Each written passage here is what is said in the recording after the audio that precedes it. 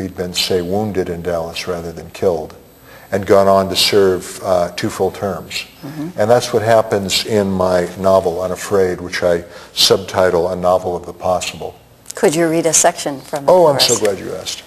So just to set this up, Caroline Kennedy is key as an adult in this book. She is helping a biographer assemble the story of her father's life in this book. And in the section that I've marked here, she's explaining to the biographer a conversation she had with her father in 1979 as Caroline was graduating Radcliffe College, because the biographer is curious about the transformation that her father goes through as a result of being shot.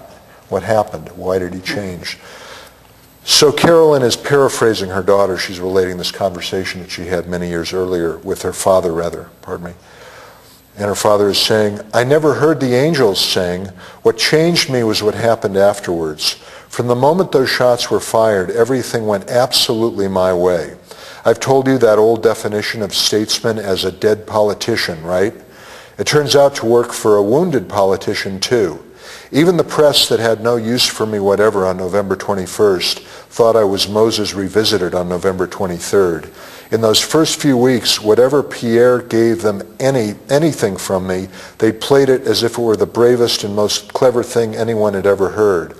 Everything we put in front of Congress was passing by 80% margins or more, including bills we'd introduced just to browbeat or reward someone that we never imagined would get anywhere. We weren't even pushing them. They just sailed through because almost everyone was dying to let the world know they were our friends. Then came the business with Hoover, which made us look even better. Whatever I wanted was completely mine without even trying." "Whatever you wanted?" Carolyn asked. "That would apply to whoever, too, wouldn't it?" Her father paused before answering. "Yes," he said. "The women I wanted came to me too, and then left when I wanted, one after the next." "Is that something you really want to know much more about?" Caroline shook her head. "No." "I had everything," Jack went on. "If you could stretch your imagination to include every prize a 20th century man could possibly win, I had won it." "Okay, not everything." Here he'd smiled. "I never did get to play center field next to Ted Williams, but everything else was mine. For the first time in my life, there was nothing left to win. There was nothing left to win. When I met with aides at the White House, they'd usually begin by congratulating me, and I wouldn't know what to say. For a while, I just drifted along, numb, usually tired. And then one evening, after a report on the newest batch of these utterly ridiculous public approval numbers, I went outside by myself a little after dark. I say by myself. There were 2 agents who followed me outside, but they let me wander a whole 30 or 40 feet off into the lawn by myself. I remember this like it happened last week.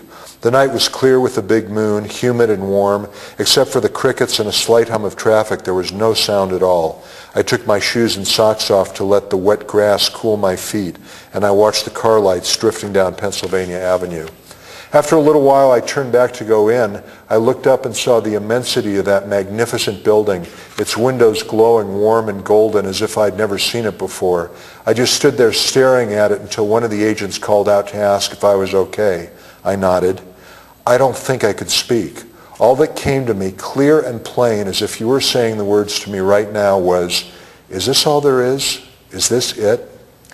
Those words came to me every day, not as an active thought, but always underlying all the chatter, so that whenever we were strategizing on something or other, your uncle and Ted Sorensen and me, whenever they brought up some nasty thing we had to do or some good thing we couldn't let ourselves do, I had to know why.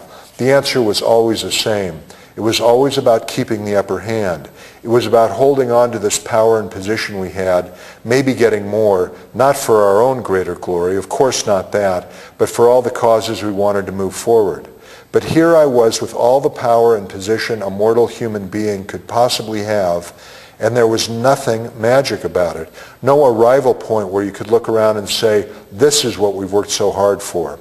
Once I saw that, when I saw beyond any doubt that what we were fighting so hard to hold on to would never be enough, and I was the only one in the room who could possibly know that, then the compromises we were constantly making had no point to them. They were silly. So as I fired ideas back and forth about this plan or that, I would be thinking about all the plans that had been hatched in that same room since John Adams moved in. All those thousands of calibrated compromises made by people like us who convinced themselves they were just preserving their power to do whatever noble things they thought they were doing. And I'd wonder where it had all brought us. No, I didn't wonder. Anyone with eyes and the nub of a brain knew it had brought us to the brink of incinerating ourselves. And all we were doing here, if we were successful, was securing my hold on the tiller for a few miles on the cruise to oblivion. So the two of them would be analyzing and calculating and debating right in front of me, pulling these problems apart and putting them back together again. Both of them worked up and brilliant. And then they turned to me, and I would see the beginnings of panic on their face, because they would know by looking at me that I'm thinking, is this all there is? Caroline remembered that moment with complete clarity. She remembered his smile. And so she'd asked, how did they take it? Did they want to know why you weren't more engaged? Your uncle did sometimes, her father answered. He understood what I was saying. He really was a smart man, you know. But he had such a hard time hearing it. I remember during some holiday back then when I gave him a copy of the same sampler of Thomas Merton's writings that I kept by my bedside. I still have it by my bedside, with a bookmark in it where I'd circled one sentence for him. When ambition ends, happiness begins.